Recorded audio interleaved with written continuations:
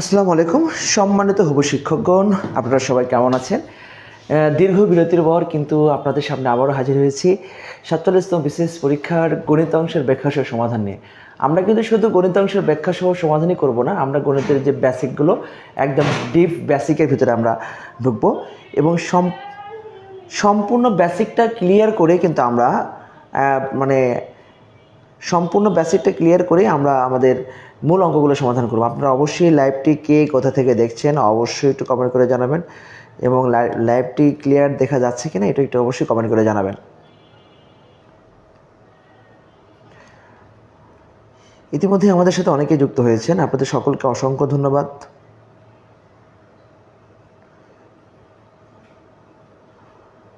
আপনারা অবশ্যই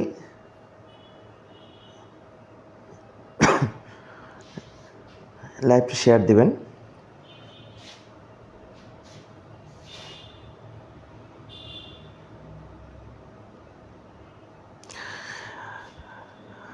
আমরা আমাদের আলোচনা শুরু করি। আমরা প্রথম দেখতে পাচ্ছি আমরা নবম এবং দশম শ্রেণীর যে প্রশ্নটা রয়েছে আমরা নবম দশম শ্রেণীর বইয়ে কিন্তু আমরা দেখেছি যে আবৃত দশমিক ভগ্নাংশ বা পৌনপুণিক ভগ্নাংশ, যেগুলো আমরা পৌনপুণিক যে সংখ্যাগুলো রয়েছে, পৌনপুণিক সংখ্যাগুলোকে যখন আমরা সাধারণ ভগ্নাংশ প্রকাশ করি তখন কিন্তু এখানে আমরা একটা বিশেষ নিয়ম প্রয়োগ করি। এই বিশেষ নিয়মের সাহায্যে কিন্তু আমরা এখানে একটি মান দেখতে পাচ্ছি, যে একটা মান দেখতে পাচ্ছি। আমি যদি একটু আপনাদেরকে এটা বুঝিয়ে বলি, এটা একটা পৌনপুণিক 0.6 পৌনপুণিক, এবং আরেকটা দেখতে পাচ্ছি 0.9, এই যে 0.9 পৌনপুণিক। তাহলে আমরা আগে শিখব যে এই আবৃত দশমিক ভগ্নাংশ অর্থাৎ পৌনপুণিকযুক্ত মান দ্বারা আমরা কি বুঝি, অর্থাৎ ওই মানটা অসীম পর্যন্ত বিস্তৃত, মানে ওই মানটা বারবার একই মান আসতে থাকবে। তাহলে এই মানটাকে যখন আমরা সাধারণ ভগ্নাংশে রূপান্তর করব তখন আমরা একটি নিয়ম ফলো করব, ওই নিয়মের সাহায্যে আমরা সবগুলো রূপান্তর করা শিখব। এটার জন্য আপনাকে যেটা জানতে হবে, আমি আপনাদের প্রত্যেকের জন্যই বলছি, যে আমরা দেখলাম 2.3109, আমি এরকম একটা মান লিখলাম, লেখার পর এখানে একটা পৌনপুণিক দিলাম, এখানে একটা পৌনপুণিক দিলাম। আমি মূলত প্রপার যে নিয়মটা, সেই নিয়মটাই আমি আপনাদের দেখানোর চেষ্টা করছি, যাতে ছোট যে রুলসগুলো অ্যাপ্লাই হয় এগুলো আপনারা খুব সহজে সমাধান করতে পারেন। এখানে যত বৃহত্তর মানে থাক না কেন, আমাদের প্রথমে আইডেন্টিফাই করতে হবে যে কয়টি মানের উপর পৌনপুণিক রয়েছে, এটা আমাদের আইডেন্টিফাই করতে হবে। আমরা কিন্তু এখানে দেখতে পাচ্ছি যে 3টি মানের উপর পৌনপুণিক। এখন অনেকেই প্রশ্ন করতে পারে যে এখানে আমাদের মাঝখানের মানটার তো পৌনপুণিক নেই। আপনারা মাথায় রাখবেন যে যতগুলো মানই থাক না কেন, প্রথম এবং শেষে পৌনপুণিক থাকলে আমরা 100% বুঝবো যে এই মানটা, টোটাল মানটাই পৌনপুণিক দ্বারা আবৃত রয়েছে। তাহলে আমরা এই প্রথমে সাধারণ ভগ্নাংশ প্রকাশ করার জন্য প্রথমে আমরা 23109 এই পুরো মানটা লিখব। লেখার পর এখানে এটা মাইনাস দিব, দেওয়ার পর আমরা পৌনপুণিকের আগে যে সংখ্যাটা রয়েছে, দশমিক থাকতে পারে, দশমিক বাদ দিয়ে যে সংখ্যাটি এখানে রয়েছে সেই সংখ্যাটি বাদ দিব। দেওয়ার পর যে কয়টি সংখ্যার উপর পৌনপুণিক রয়েছে ওই কয়টা আমরা 9 লিখব, এবং পৌনপুণিকের আগে দশমিকের পরে যে কয়টি সংখ্যা থাকবে সেই কয়টি আমরা শূন্য লিখব। আমি বিষয়টা বোঝাতে পেরেছি। পৌনপুণিকের আগে এবং দশমিকের পরে যে কয়টি সংখ্যা থাকবে সেই কয়টি আমরা শূন্য লিখব। লেখার পর এই মানটাকে আমরা সমাধান করলে আমাদের কাঙ্ক্ষিত আনসারটা চলে আসবে। তাহলে আমি যে নিয়মটা আপনাদেরকে দেখালাম, এই নিয়মের সাহায্যে যত রকমের পৌনপুণিকযুক্ত মান রয়েছে সকল পৌনপুণিকযুক্ত মানের আমরা সমাধান করব। ইতিমধ্যে আমাদের সাথে অনেকে যুক্ত হয়েছেন, আপনাদের সকলকে অসংখ্য ধন্যবাদ। আমি আলহামদুলিল্লাহ ভালো রয়েছি, আপনারা সবাই কেমন আছেন এবং আপনারা লাইভটি কে কোথায় থেকে দেখছেন অবশ্যই লাইভটি শেয়ার করে সবার মধ্যে ছড়িয়ে দিবেন। আমরা প্রথম প্রশ্নটা সমাধান করি। তাহলে দেখেন, খেয়াল করুন, এখানে রয়েছে 0.6 পৌনপুনিক। ওকে, তাহলে একটু লক্ষ্য রাখুন, 6 পৌনপুনিক রয়েছে একটি সংখ্যার উপর, আমরা একটা 9 লিখব। এখন লক্ষ্য রাখেন, পৌনপুনিকের আগে দশমিকের পরে কোনো সংখ্যা নেই, শূন্য বসানোর কোনো প্যারা নেই, সামনে কোনো মানও নেই, বিয়োগ দিয়ে সে মানটা বিয়োগ দেওয়ার কোনো চাপ নেই। তাহলে আমরা সরাসরি এখানে যে মানটা পাচ্ছি 6/9, আপনি চাইলে এই মানটাই কেটে দিতে পারেন, 3 × 6, 3 × 3 = 9, অর্থাৎ আমরা লিখতে পারি 2/3। এবং আরও একটা মান দেখতে পাচ্ছি 0.9 পৌনপুনিক। তাহলে এখানে স্পষ্ট বলতে পারি 9 একটা সংখ্যার পর পৌনপুনিক রয়েছে, এই জন্য একটা 9, সামনে কোনো সংখ্যা নেই, এই জন্য কোনো মান অ্যাডিশনাল কোনো মান এখানে প্রয়োজন নেই, মাইনাসও করার প্রয়োজন নেই, শূন্য লাগানোর কোনো প্রয়োজন নেই। তাহলে এই মানটা হচ্ছে 1। এবার বলছে এই মানটাকে এই মান দ্বারা ভাগ করলে নিচের কোনটি সঠিক। তাহলে আমরা এই মানটাকে সরাসরি 0.9 এই মান দ্বারা ভাগ করব। ওকে, এটার মান পেয়েছি হচ্ছে 2/3। খেয়াল করুন, 2/3 ভাগ এটার মান হচ্ছে 1। তাহলে 1 দ্বারা কোনো মান ভাগ করলে ওই মানটাই থাকবে, যেহেতু অপশনে পৌনপুনিক আকারে রয়েছে। এখন খেয়াল করুন 2/3 এর যে পৌনপুনিকের মানটা, এই যে 2/3 এর যে পৌনপুনিকের মানটা আমরা সরাসরি এখানে বসিয়ে দিব, এই যে। তাহলে এর চাইতে সহজ প্রক্রিয়া এবং সংক্ষিপ্তভাবে বোঝানোর কোনো মানে উপায় আছে কিনা আমার জানা নেই, তবে আপনারা চেষ্টা করবেন যে এই প্রক্রিয়ার সাহায্যে মনে রাখার জন্য। আপনি বলেছেন যে আমাদের পেইড বেসে ক্লাস কবে থেকে শুরু হবে, আমরা খুব দ্রুত সময়ের মধ্যে ইনশাল্লাহ আমাদের পেইড বেসে ক্লাস শুরু করব। আপনারা অবশ্যই আমাদের সাথে যুক্ত থাকবেন এবং আমাদের পেজে, সাথী পাবলিকেশন পেজে কিন্তু প্রতিনিয়ত কিন্তু আমাদের ক্লাসগুলো নেওয়া হচ্ছে। আপনারা দেখছেন যে আমাদের জাহাঙ্গীর স্যার কিন্তু নিয়মিত আপনাদেরকে সার্ভে দিয়ে যাচ্ছেন। আমরা পরবর্তী প্রশ্ন নিয়ে আলোচনা করব। পরবর্তী প্রশ্ন শুরুতেই আমি আপনাদেরকে বলবো যে আমরা পরবর্তী প্রশ্ন দেখি। দেখেন, এই প্রশ্নটা আপনারা হয়তো বা দেখে অনেকেই বুঝতে পেরেছেন যে এই প্রশ্নটা আপনাদের কমন প্রশ্ন। আপনাদের কমন প্রশ্ন এটা, আপনারা হয়তো বা অলরেডি দেখেই বুঝতে পেরেছেন। প্রশ্নে লেখা আছে, দেখেন একদমই ইজিভাবে আমি বলি। প্রশ্নে যেটা লেখা আছে, 100 টাকার 10% হারে, এখানে 100 টাকার 10% হারে 5 বছরের জন্য বিনিয়োগ করা হলে সরল মুনাফা এবং চক্রবৃদ্ধি মুনাফার পার্থক্য নির্ণয় করো। এটা খুবই ইজি একটি বিষয়। আপনাদের যদি মানে ক্যালকুলেশন করার দক্ষতা ভালো থাকে তাহলে কিন্তু আপনারা খুব সহজে এটাকে সমাধান করতে পারবেন। দেখেন, এখানে রয়েছে সরল মুনাফা এবং চক্রবৃদ্ধি মুনাফার পার্থক্য। চক্রবৃদ্ধি মুনাফাটাকে আমরা প্রকাশ করি যে সি মাইনাস পি, আর সিটা হচ্ছে চক্রবৃদ্ধি মূলধন। চক্রবৃদ্ধি মূলধন হচ্ছে পি ইন্টু 1 + r⁻n - p। তাহলে এখান থেকে আমরা পি এর মানটা, পিটা হচ্ছে আসল, আরটা হচ্ছে মুনাফার হার 10%, আমরা এটাকে ভেঙে দিলে 10/100, তাহলে এখান থেকে পাবো 1/10, এবং এনটা হচ্ছে 5 বছর। এই মানগুলো যখন এখানে বসিয়ে দিব তখন কিন্তু আমরা আমাদের মানগুলো খুব সহজেই কিন্তু বের করতে পারবো। এখান থেকে এই যে, তাহলে এখান থেকে আমরা মানটা নির্ণয় করব। 10 লসাগু করলে এখানে 10 + 1, তাহলে এখান থেকে আমরা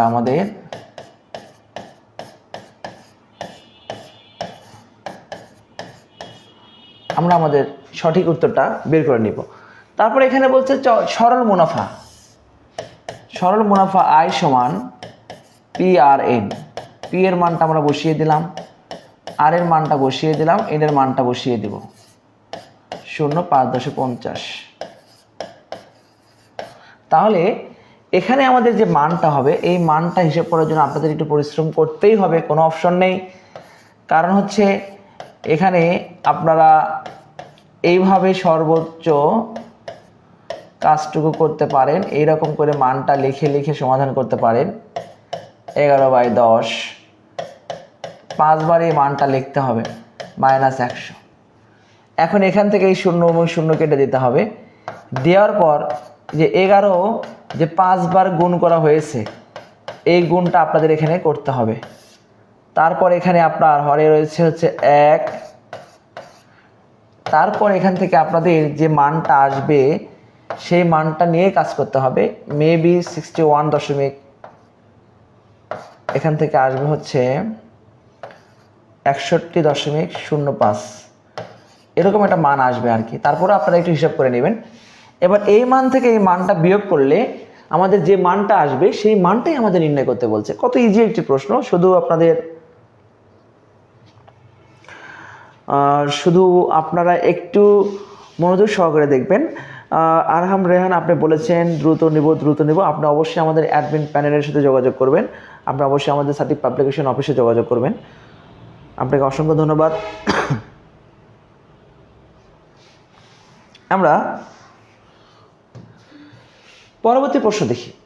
দেখেন বলছে যদি কোনো বর্গক্ষেত্রের প্রত্যেক বাহুর পরিমাণ 10% বৃদ্ধি করা হয় তবে তার ক্ষেত্রফল শতকরা কত বৃদ্ধি পাবে। খুব ইজি একটি প্রশ্ন এবং খুব সংক্ষেপে করা যায়।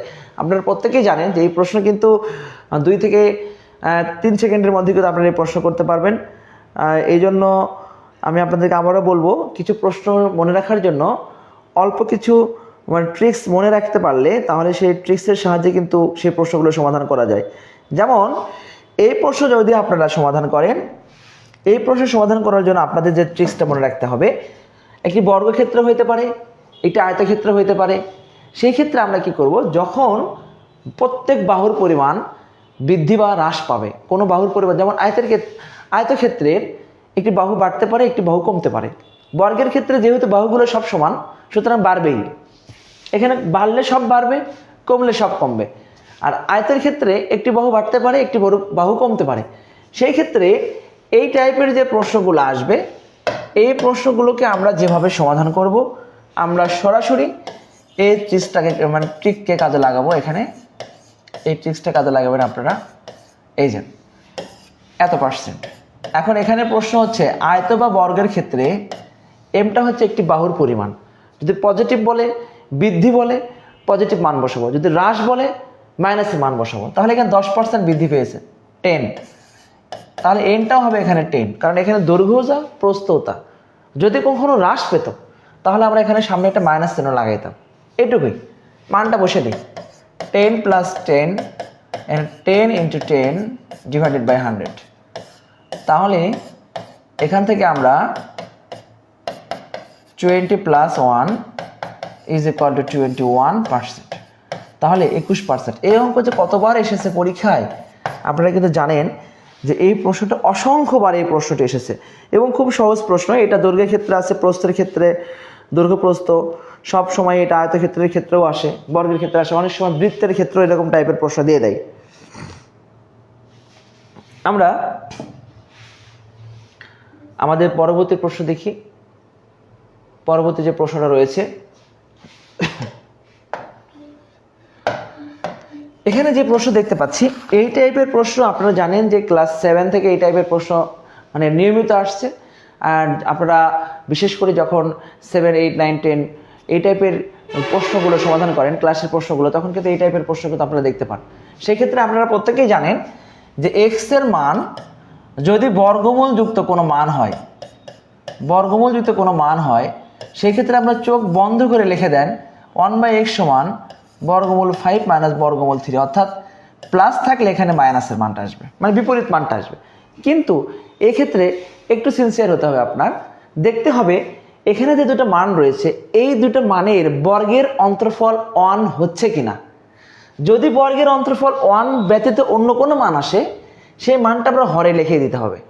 তাহলে এখানে দেখেন যে বর্গমূল 5 হোল স্কোয়ার, বর্গমূল 3 হোল স্কোয়ার, তাহলে এখানে 5 - 3, এখান থেকে মানটা পাবো 2। এই মানটা আমরা সরাসরি এখানে বসিয়ে দেব। তাহলে এখান থেকে আমরা মানটা পেয়ে যাব 1/x বর্গমূল 5 - বর্গমূল 3 / 2। এখন লক্ষ্য রাখেন এই 2কে যদি আমরা এই 2টাকে হরে না বসিয়ে এই 2টাকে যদি আমরা এখানে বসিয়ে দিই, এই 2কে এখান থেকে আমরা এখানে রূপান্তর করলাম, তাহলে মোটামুটি আমরা মানটা তৈরি করে ফেলেছি। এখন এক্স এবং 2/x এই দুটো মানকে যোগ করি, যদি পদার্থ রাশিতে যোগ থাকে মানে প্লাস থাকে তাহলে প্লাস করে নিব, যদি মাইনাস থাকে তাহলে মাইনাস করে নিব। এখান থেকে দেখেন এই দুটো মানকে যদি আমরা যোগ করে দেই, বর্গমূল 5 বর্গমূল 3 5 মাইনাস বর্গমূল 3, মান দুটি কেটে দিলাম 2 বর্গমূল 5। ওকে, এখন আমরা দেখতে পাচ্ছি এখানে আমাদের পদার্থ রাশিটা দেওয়া রয়েছে x³ 8/x³। আমরা এটাকে সমাধান করি, x³ 2/x³।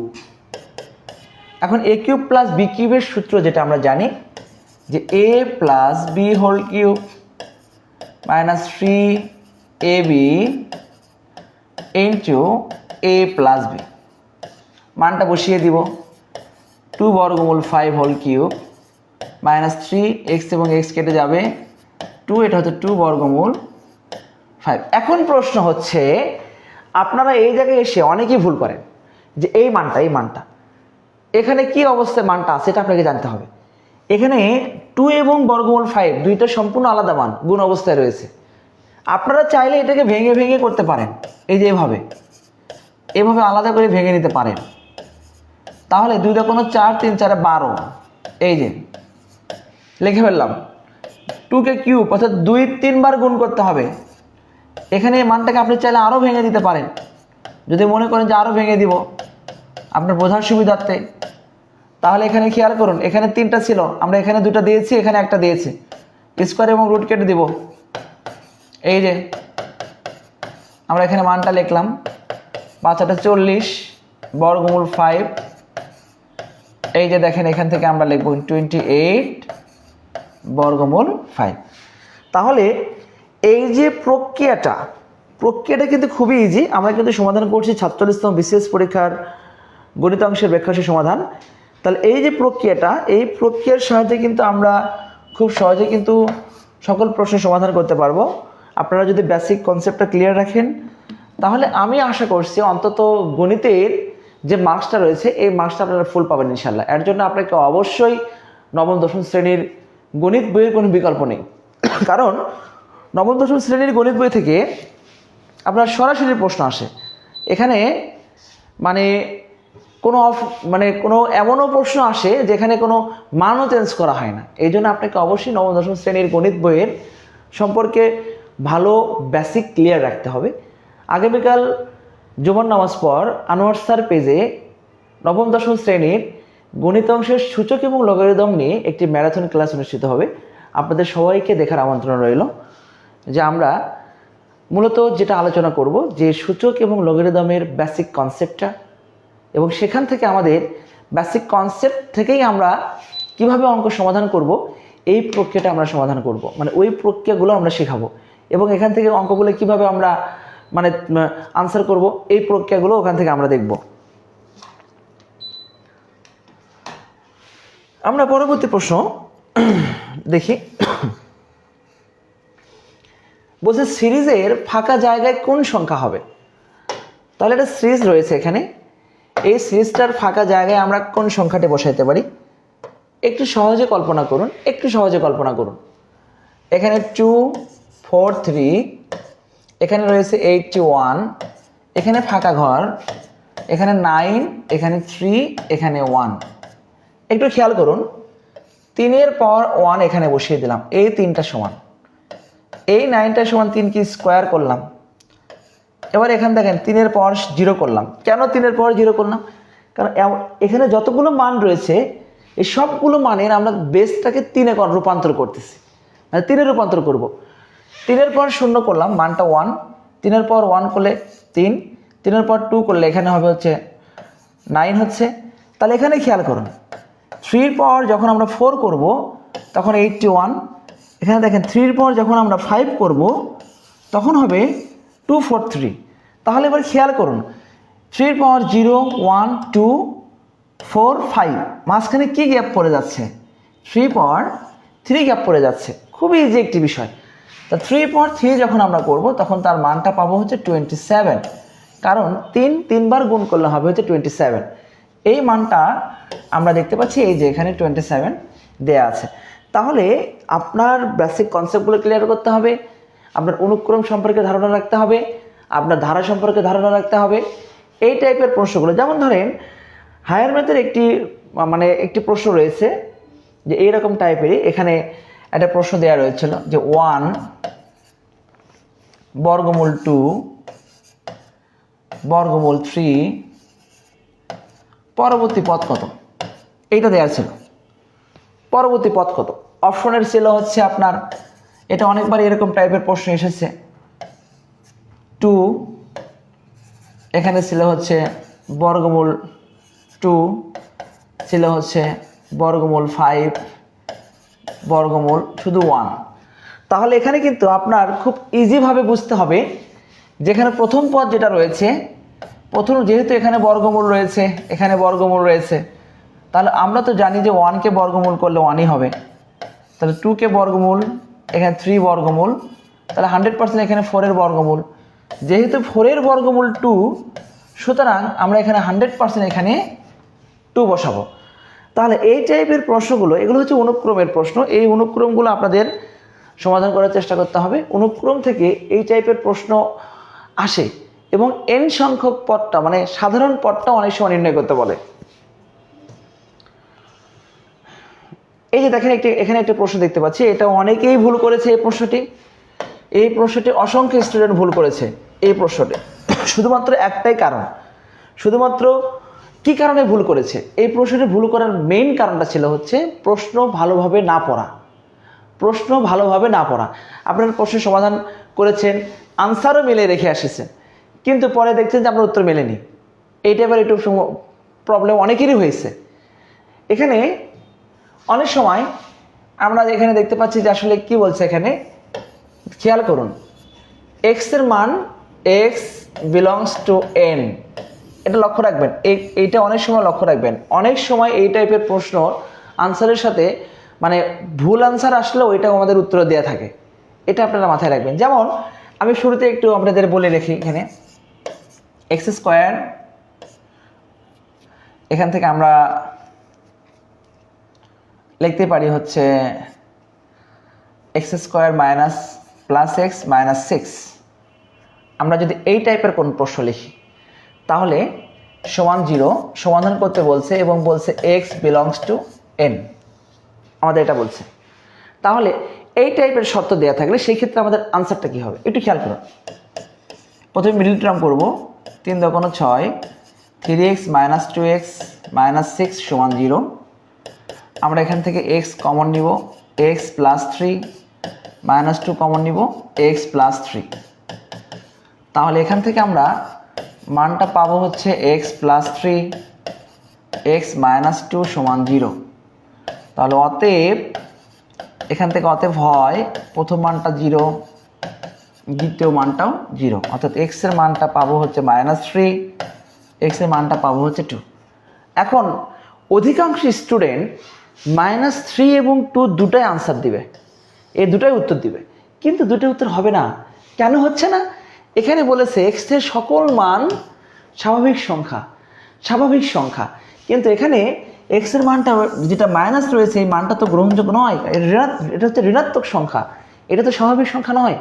এই জন্য যখনই এই টাইপের প্রশ্ন থাকবে তখন আমাদের সেই প্রশ্নগুলো অবশ্যই ভালোভাবে মাথায় রাখতে হবে। এখানে আমরা দেখতে পাচ্ছি একটা অসমতার অঙ্ক রয়েছে। আমরা বেশ কিছু অসমতার অঙ্ক এর আগে বিগত বিসিএস পরীক্ষা দেখেছি, মানে ধারাবাহিকভাবে অসমতার থেকে একটি প্রশ্ন থাকছে। আপনারা যারা আগামীতে বিসিএস পরীক্ষা দেবেন আপনাদের জন্য এখান থেকে 1 মার্কস খুব সহজেই নেওয়ার উপায়। আপনারা অসমতাকে সমাধান করার জন্য জাস্ট এইটা মনে রাখবেন, modulus x less than a, অর্থাৎ এটা অর্থ হচ্ছে -a থেকে x এর মানটা বড় প্লাস a থেকে x এর মানটা ছোট, জাস্ট এতটুকু মনে রাখবেন। সেই ক্ষেত্রে খেয়াল করুন এখানে -2 চাইতে x - 5 বড়, +2 চাইতে x - 5টা ছোট। এখন এখানে আমাদের x এর মানটা নির্ণয় করতে হবে। যখন সমাধান করতে বললে মাস্ট বি x এর মানটা আমরা নির্ণয় করব।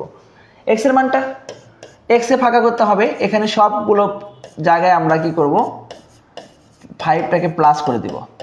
এই যেহেতু আমাদের x এর মান বের করতে বলছে তাহলে এখানে 3, এখানে x, এখানে 7 বলা আছে 3 থেকে বড় 7 থেকে ছোট সকল পূর্ণ সংখ্যাগুলো নির্ণয় করো, দুঃখিত, সকল স্বাভাবিক সংখ্যাগুলো নির্ণয় করো।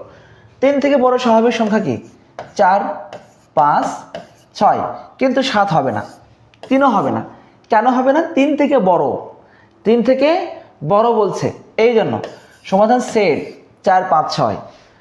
কিন্তু যদি এই প্রশ্নে এখানে ইকুয়াল থাকতো, তাহলে এখানে একটা ইকুয়াল থাকতো, এখানে ইকুয়াল থাকতো, প্রত্যেকটা জায়গায় ইকুয়াল আসতো, প্রত্যেকটা জায়গায় ইকুয়াল আসতো। সেই ক্ষেত্রে কিন্তু আনসারটা পরিবর্তন হইতো। 3 থেকে x এর মানটা বড়, 7 থেকে ছোট অথবা সমান, 3 থেকে বড় অথবা সমান। অর্থাৎ সেই ক্ষেত্রে আমরা 3, 4, 5, 6, 7 এটাও আমরা লিখতাম, সম্পূর্ণ মানটাই লিখতাম। দেখেন এখানে কিন্তু এই অপশনটা দেওয়া রয়েছে, অনেক স্টুডেন্ট কিন্তু এখানে ভুল করতে পারে, এই জন্য এই অপশনটাও দেওয়া রয়েছে, আবার এই অপশনটাও দেওয়া রয়েছে।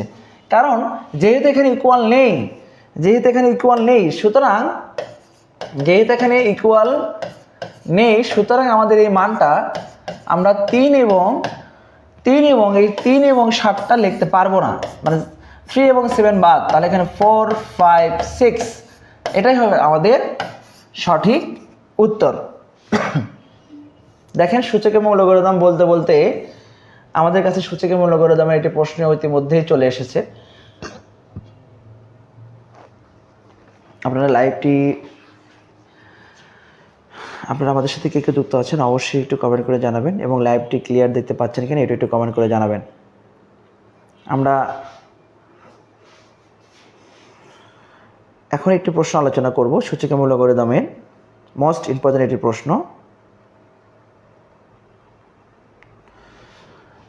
এই প্রশ্নে সূচকের মূল লগারিদমের মানে সূচকের লগের যে মানে সূচকের মূল লগারিদমের যে ডেফিনেশনটা, সেই ডেফিনেশন সম্পর্কে আমরা ধারণা রাখতে হবে। সূচক হচ্ছে কোনো বৃহত্তর মানকে ক্ষুদ্রতর আকারে প্রকাশ করা, আর লগ হচ্ছে ওই মানটাকে আমরা বেস বা ভিত্তি আকারে প্রকাশ করব। তাহলে যখন কোনো লগারিদমের মানটা থাকবে, লগারিদমের যখন কোনো মানটা থাকবে এই টাইপের, যখন কোনো মান থাকবে, সেই মানটাকে সূচকীয় আকারে যখন আমরা রূপান্তর করব, তখন শুধুমাত্র আমরা এই মানটা আমরা স্থানান্তর করব এবং এই মানটা এই পজিশনে আসবে এবং মাঝখান থেকে লগটা হাওয়া হয়ে যাবে। এখন আপনারা অনেকেই বলবেন এটা কি জন্য হচ্ছে। হ্যালো, আসসালামু আলাইকুম।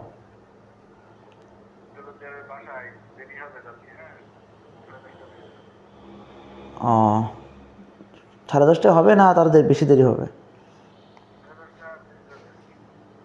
আচ্ছা, ঠিক আছে। আমরা এটা কেন আছে, এটা হচ্ছে আপনার ডেফিনেশন, সূচকের মূল লগারিদমের ডেফিনেশন। এটাকে আপনার বিশ্বাস করতে হবে, ধারণ করতে হবে, তাহলে এই প্রক্রিয়াটা আমরা মনে রাখতে হবে। দেখেন এখানে খেয়াল করুন, আমাদের মানটা দেয়া রয়েছে log x 3 to 4, এখানে 4 রয়েছে, তাহলে আমরা x to 4 সমান 3 to 4 আমরা খুব ইজি মানে লিখে দিলাম, মানে সহজ সরলভাবে লিখে দিলাম যে এই মানটাকে আমরা এখানে পাঠিয়ে দিয়েছি, এই মানটাকে আমরা এখানে নিয়ে আসছি, এতটুকুই। এখন এই মানটাকে আমাদের সমাধান করতে হবে। এখানে দেখেন সবগুলো মান বর্গমূল রয়েছে, সবগুলো বর্গমূল রয়েছে। তাহলে আমরা সূচকের যে ফর্মুলা জেনেছিলাম যে a to the power m, a to the power n, উভয় পাশে বেসটা যখন সমান হবে তখন তার পাওয়ারটা হবে আনসার। আবার উভয় পাশে যখন পাওয়ার সমান হবে a to the power m, b to the power m, তখন আমরা লিখতাম a সমান b। তাহলে এখানে যেহেতু বেস সমান করার কোনো সম্ভাবনা নেই, কারণ এখানে x, এখানে একটা কনস্ট্যান্ট মানে ধ্রুবক মান, সেই ক্ষেত্রে অবশ্যই পাওয়ারটাকে সমান করতে হবে। তাহলে এখানে এমন একটি মান আসবে যার পাওয়ারটা 4 বসাই দিলে আমাদের উত্তরটা মিলে যায়। তাহলে এখানে 4টা অপশন রয়েছে, আমরা প্রথম অপশন থেকে শুরু করব। এই যে 4 বসিয়ে দিব, তাহলে এখান থেকে 3-এর মাথার উপর 4 পড়লে 81 হয়, কিছুক্ষণ আগে পড়ে এসেছি আমরা। বর্গমূল 2, এটার মাথার উপর 4 বসিয়ে দিব, তাহলে এখান থেকে আমরা পাচ্ছি হচ্ছে 81 ইন্টু, এখান থেকে পাবো হচ্ছে 4, তাহলে এখান থেকে পাবো 4 ইন্টু 4টা 32, আমাদের মানটা মিলে গেছে। সুতরাং আমরা এখান থেকে x to the power 4 আমরা এখান থেকে লিখতে পারি 3 বর্গমূল 2, এই যে এখন এখান থেকে আমরা লিখব x সমান 3 বর্গমূল 2। তার এই যে প্রক্রিয়াটা কিন্তু খুব ইজি একটি প্রক্রিয়া। আপনাদের কিন্তু এই টাইপের প্রশ্নগুলো অসংখ্যবার আসে। এই প্রশ্নগুলো তো আমাদের সমাধান করা খুবই জরুরি। আপনারা জানেন যে আপনারা যারা মানে চাকরি পরীক্ষা দিচ্ছেন, এমন কোনো পরীক্ষা নেই সেখানে সূচক থেকে প্রশ্ন হয়নি। প্রত্যেক জায়গায় সূচক থেকে প্রশ্ন হয়েছে, সূচক থেকে প্রশ্ন বাদ যায়নি এখন পর্যন্ত। এই জন্য সূচকটা আপনাদের খুবই গুরুত্ব সহকারে দেখতে হবে। সূচক এবং লগারিদম দুটো পার্টি দ্রুত আপনাদের গুরুত্ব দিয়ে দেখতে হবে। আমরা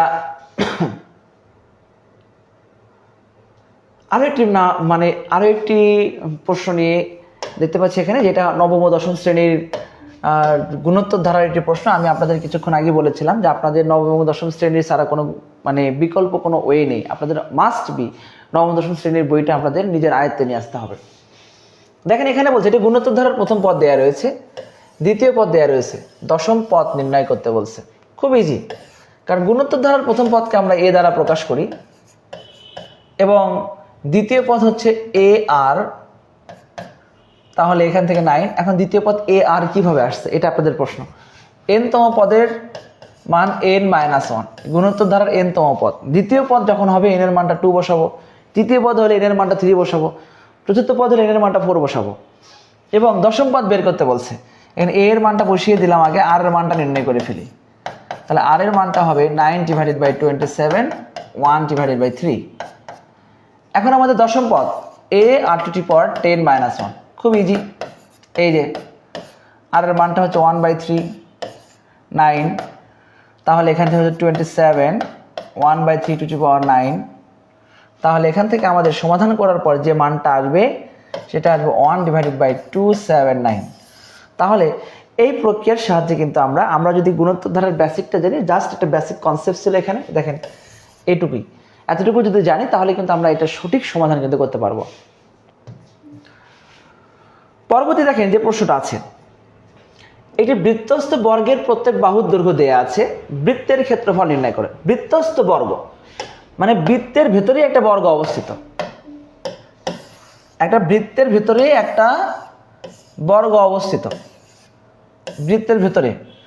এইটার বাহুর দৈর্ঘ্য, প্রত্যেক বাহুর দৈর্ঘ্য 2, 2, 2, 2। এবং আমরা জানি বৃত্তস্থ বর্গের যে কর্ণটা রয়েছে, এই বৃত্তস্থ বর্গের যে কর্ণ রয়েছে, এই কর্ণ হচ্ছে এই বৃত্তের ব্যাস, এই বৃত্তের ব্যাস। অর্থাৎ এটাকে আমরা 2r দ্বারা প্রকাশ করতে পারি। এই 2rটা হচ্ছে বর্গের কর্ণ, বৃত্তস্থ বর্গের কর্ণ। অর্থাৎ কর্ণ সমান লেখা যায় √2 × বাহু।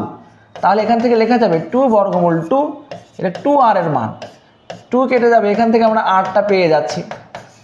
আমাদের নির্ণয় করতে বলছে বৃত্তের ক্ষেত্রফল, অর্থাৎ πr²। আমরা এখান থেকে পাই r এর মানটা বর্গমূল 2, তাহলে এখান থেকে আমরা সরাসরি লিখতে পারি 2π। এই 2π। তাহলে এই যে প্রক্রিয়াটা, আপনার শুধু এখানে বেসিক কনসেপ্টটা কি ছিল যে বৃত্তস্থ চতুর্ভুজ, বৃত্তস্থ বর্গ যেটা হবে, বৃত্তস্থ বর্গের যে কর্ণটা হবে সেই কর্ণটা অবশ্যই বৃত্তের ব্যাস হবে। এটা আপনার এই বেসিক কনসেপ্টটা থাকলে এখানে আপনি এই প্রশ্ন সমাধান করতে পারবেন। আমরা আমাদের একদম শেষ প্রশ্ন চলে এসেছি। আজকে আমরা 10টি প্রশ্ন নিয়ে আলোচনা করব। এখানে দুটি বিন্দুগামী সংযোগ সরলরেখা সমীকরণ। যখন আমরা এরকম দুটি বিন্দু দেয়া থাকবে এবং সংযোগ সরলরেখা সমীকরণ নির্ণয় করতে বলবে, তখন আমরা যেভাবে সমাধান করব, এখানে যে বিন্দুগুলো দেয়া থাকবে এই বিন্দুগুলোকে একটাকে আমরা x1 এবং একটাকে আমরা y1 ধরে নিব এবং আরেকটা বিন্দুকে আমরা ধরে নিব x2 এবং y2। সংযোগ সরলরেখার যে সমীকরণ x - x1, x1 - x2, y - y1, y1 - y2, দুটি বিন্দুগামী সংযোগ সরলরেখার সমীকরণ। মানগুলো বসে দেন। x1 এর মান 0, 0 - 3, y1 এর মান 0, 0, y2 এর মান 3। তাহলে এখানে x/-3, y/-3, উভয় পাশে -3 বাদ। তাহলে আমরা লিখতে পারি x = y। এই x = y বা y = x, মূল বিন্দুগামী সংযোগ সরলরেখা সমীকরণ। তাহলে এই যে প্রশ্নটা, খুবই ইজি একটি প্রশ্ন, জাস্ট আপনি এই বেসিক কনসেপ্টটা থাকলে উচ্চতর গণিতের খুব বেশি বেসিক কনসেপ্টের প্রয়োজন নেই, জাস্ট কিছু বেসিক কনসেপ্ট আপনার রাখতে হবে যেগুলো দিয়ে আপনি খুব সহজে প্রশ্নের সমাধান করতে পারবেন। সবাই ভালো থাকবেন, সুস্থ থাকবেন, দেখা হবে আগামী দিন নতুন একটি ভিডিও নিয়ে। আসসালামু আলাইকুম।